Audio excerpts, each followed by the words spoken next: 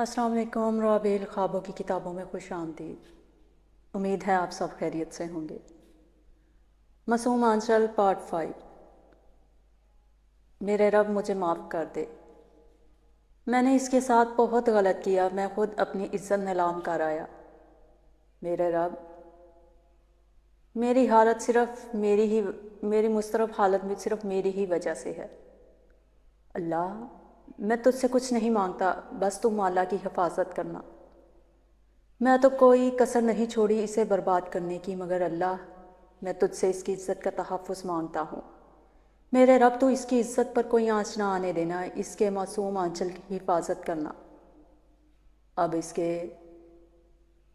अब किस मुँह से इसकी हिफाजत की दुआ कर रहे हो तुम, जब खुद ही इसके मुहाफ़िज़ होते हुए भी इसके मुहाफ़िज़ ना बन सके। आरिश जो कब से इसे सुन रहा था, खुद को बोलने से रोक ना पाया। इसकी आवाज़ सुनते आशिर ने इसकी तरफ हैरानी से देखा। वो बहुत सालों बाद यहाँ आया था। मैं ये जानता था कि तुम किस किस्म के शख्स हो, मगर ये नहीं जानता था कि तू अपनी इज़्ज़त को भी रुसवा करने से नहीं डरेगा।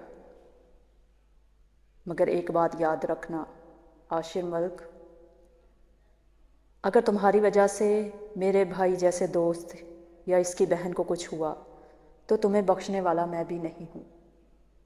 ये कहता हुआ इसकी सुने बिना वहाँ से निकलता चला गया।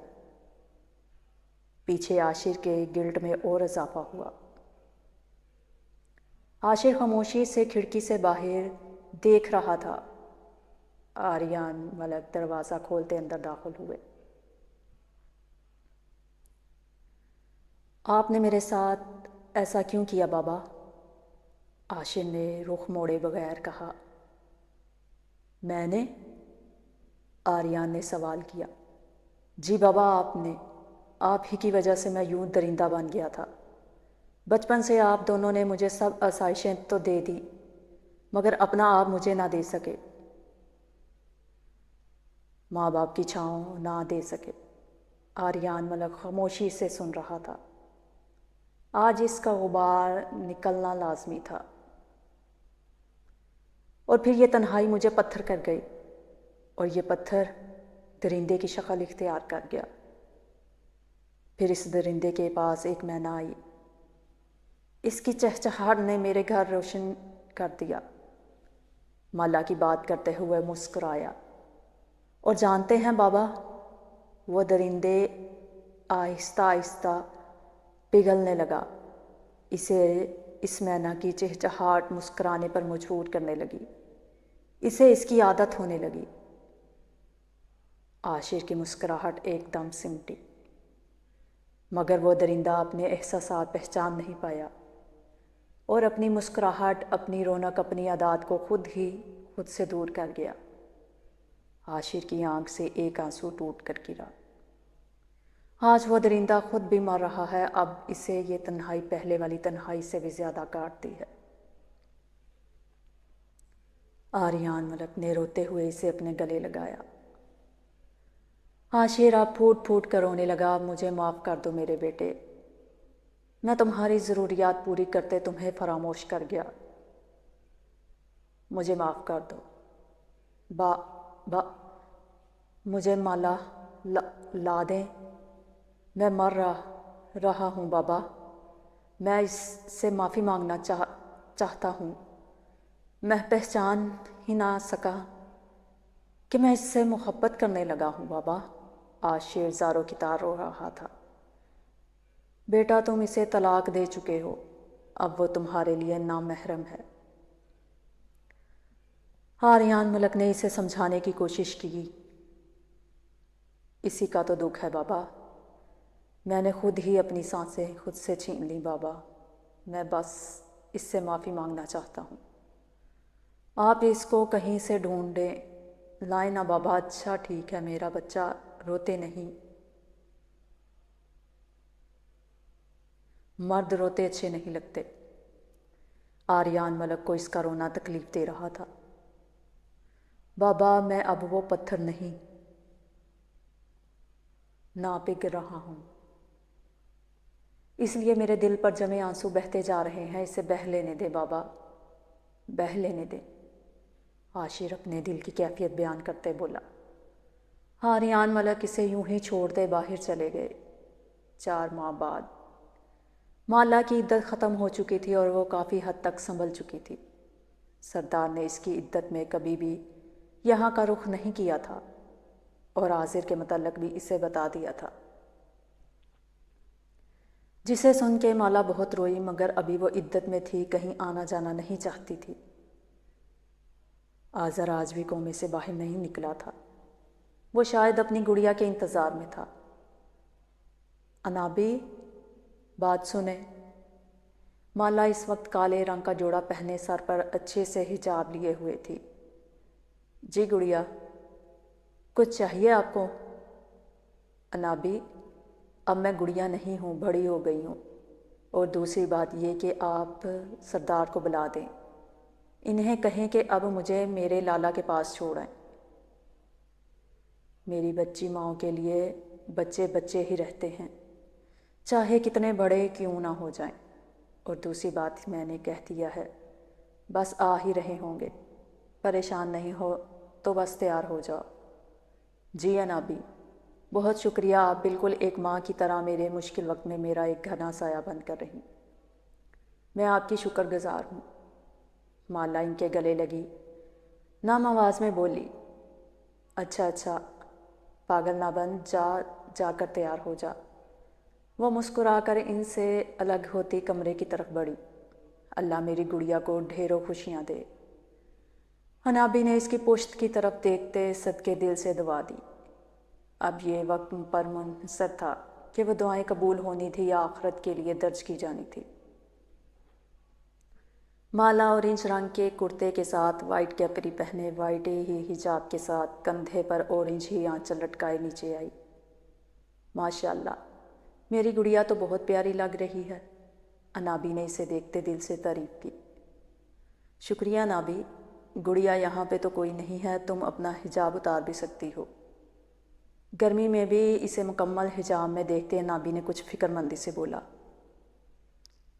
انابی، جانے کیوں میں اس میں خود کو محفوظ کرتی ہوں. میں اپنے آپ کو ایک سورج محسوس کرتی ہوں. انابی اس کی بات پر کچھ حیران ہوئی. سورج؟ ارے بیٹا، حجاب میں تو عورت چاند ہوتی ہے. ان کی بات پر مالا مسکرائی. نہیں انابی، چاند کو تو ہر کوئی دیکھ سکتا ہے، لیکن ایک لڑکی کو سورج کی طرح ہونا چاہیے کہ کوئی غیر مرد اسے آنکھ اٹھا کر دیکھ نہ سکے. انابی خاموشی سے ٹکٹکی باندھے اسے سن رہی تھی. یہ بالکل ایک غلاف کی طرح ہے. غلاف قرآن پاک کی حفاظت کرتا ہے اور حجاب پاک عورتوں کی، اور یہ غلاف ہمیں اپنے رب کے سامنے بھی معتبر کر دیتا ہے، اور اس ذات کے آگے ہی معتبر ہونا عزت ہے. اور مومن عورتوں کو کہہ دو کہ وہ بھی اپنی نگاہیں نیچی رکھا کریں اور اپنی شرم گاہوں کی حفاظت کیا کریں. سورۃ النور. یہ کہتے مالا نے انابی کی طرف دیکھا جو نم آنکھوں سے اسے دیکھ رہی تھی. ارے کیا ہوا انابی، میں نے کچھ غلط بول دیا؟ وہ انہیں روتا دیکھ بکھلا گئی. اس کی فکر پر وہ مسکرائیں. نہیں میری گڑیا، میں تو اپنی بیٹی پر رشک کر رہی تھی، اور خود پر بھی، جو اللہ نے مجھے تم سے ملایا. او ہو انابی، اب آپ مجھے شرمندہ نہ کریں. خوش نصیب تو میں ہوں جو اپنی سگی ماں سے تو دور رہی، مگر اللہ نے مجھے آپ کی شکل میں ایک ماں دی. اچھا چھوڑے، قسم سے کچھ چٹپٹا کھانے کو دل کر رہا ہے، اپنے ہاتھ کا کچھ مزیدار سا کھلا دیں. انابی نے مسکرا کر اس کا ماتھا چوما. کیوں نہیں میری گڑیا، بس ابھی لائی. اور وہ دونوں کچن کی طرف چل دی. سردار جو کب سے آ چکا تھا مگر انہیں یوں باتیں کرتے دیکھ سائڈ ٹیبل پر کھڑا ہو گیا. کچھ دیر پہلے کی مالا کی گفتگو سے کافی متاثر ہوا. لالا کشمالہ ابھی کچھ دیر پہلے ہسپتال آئی تھی اور اپنے ماں باپ سے مل کر بہت روئی۔ سردار اسے چھوڑ کر باہر سے ہی چلا گیا تھا۔ اب مالا اپنے عزیز لالا کے سرہانے بیٹھ کر اسے پکار رہی تھی۔ لالا، لالا آنکھیں کھولیں، دیکھیں آپ کی گڑیا آئی ہے، لالا اٹھ جائیں۔ میں پہلے ہی بہت کچھ برداشت کر چکی ہوں، اگر آپ بھی اب مجھ سے نہیں بولیں گے تو میں مالا روتے ہوئے اپنے لالا کو جگانے کی کوشش کر رہی تھی، مگر شاید وہ اب اپنی گڑیا سے بھی ناراض تھا کہ اٹھنے کا نام نہیں لے رہا تھا۔ لالا، اب اگر آپ نہ اٹھے نا تو میں آپ سے کبھی بات نہیں کروں گی اور یہاں سے بہت دور چلی جاؤں گی، پھر ڈھونڈتے رہنا اپنی گڑیا کو۔ روتے روتے اس نے اپنا ماتھا آذر کے ماتھے پر ٹکا دیا۔ مالا کی موجودگی محسوس کرتے اس کی انگلی میں حرکت پیدا ہوئی جسے مالا نہیں دیکھ سکی۔ لالا، آپ کو تو پتہ ہے کہ میں کس مشکل سفر سے ہو کر یہاں آئی ہوں، اب اور مسافت نہیں کر سکتی، اٹھ جائیں۔ کہتے اس کی آنکھ سے آنسو نکل کر آذر کے چہرے پر گرا۔ آذر کے دل کی دھڑکن تیز ہوئی، وہ اپنی گڑیا کے آنسو پر تڑپ ہی تو گیا تھا۔ لالا، آپ کی گڑیا بہت مشکل سے جڑی ہے، وہ پھر ٹوٹ جائے گی، اٹھ جائیں۔ یا آذر نے سرگوشی میں تڑپتے ہوئے اسے پکارا۔ آواز اتنی مدھم تھی کہ وہ اس کے اتنے قریب نہ ہوتی تو کبھی بھی سن نہ پاتی۔ لالا، لالا، آپ نے ابھی مجھے بلایا نا؟ لالا، لالا، آنکھیں کھولیں، مالا نے بے تابی سے اسے پکارا۔ آذر نے اپنا ایک ہاتھ پوری قوت سے اٹھایا جسے دیکھتے مالا نے جھٹ سے وہ ہاتھ تھام لیا اور اسے چومنے لگی۔ میرے لالا، لالا، مالا اس دفعہ خوشی کے آنسوؤں کے ساتھ اسے دیکھ رہی تھی۔ آذر نے بامشکل اپنی آنکھیں کھولیں۔ گڑیا، میری گڑیا۔ آذر کی آنکھیں بھی نم تھیں۔ کتنا انتظار کیا تھا اس نے اپنی گڑیا کا، کتنا تڑپا تھا وہ اس کی سلامتی کے لیے۔ اسی وقت ارمغان صاحب اور گل اندر داخل ہوئے۔ اپنے بیٹے کو ہوش میں دیکھتے پہلے تو وہ یقین نہ کر پائے، پھر دونوں دروازے میں ہی ایک ساتھ سجدے میں گر گئے۔ اللہ! سجدے سے اٹھتے دونوں نے اوپر کی طرف دیکھتے اس ذات کو پکارا جو ہم پر رحم کرنے والا ہے۔ آج وہ اپنی آزمائش پہ پورا اتر چکے تھے اور اللہ نے ان کو ان کے صبر کا پھل بھی دیا تھا۔ بے شک اللہ صبر کرنے والوں کے ساتھ ہے۔ وہ دونوں اس کی طرف آئے۔ گل نے آذر کا ماتھا چوما، چہرہ اور دونوں ہاتھوں کو چوما۔ میرا بیٹا، میرا پیارا بیٹا۔ ارمغان صاحب آگے بڑھے اور گل کو دور کیا۔ ابھی ڈاکٹر کو آنے دو، وہ اس کا ٹھیک سے چیک اپ کر کے ہمیں بتائیں گے کہ اب کس حد تک بہتر ہے۔ پھر آگے بڑھے اور آذر کا ماتھا چومتے ڈاکٹر کو بلانے چلے گئے۔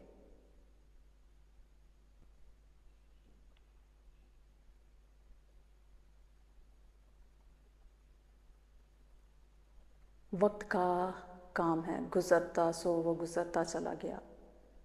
آج آذر کو گھر آئے 5 ماہ ہو گئے تھے۔ اب وہ پہلے سے کافی بہتر تھا۔ اس دوران عارش نے بالکل ایک بیٹے کی طرح ان کا ساتھ دیا تھا۔ ارمغان صاحب اس کے بہت مشکور تھے۔ کشمالہ پہلے سے کافی سمجھدار ہو گئی تھی، مگر سب کے سامنے وہ ابھی بھی بالکل بچوں والے کام ہی کیا کرتی تھی تاکہ کوئی بھی اس کی طرف سے پریشان نہیں ہو۔ کشمالہ نے شرعی پردہ شروع کر دیا تھا۔ عارش کے آنے پر بھی وہ پردے میں ہی ہوتی تھی، 1-2 دفعہ صرف اتفاق سے ہی دیکھا تھا۔ مالا نے بچوں کو قرآن پاک کی تعلیم دینا شروع کر دی تھی اور خود بھی قرآن پاک کو نہ صرف پڑھتی بلکہ سمجھتی بھی تھی۔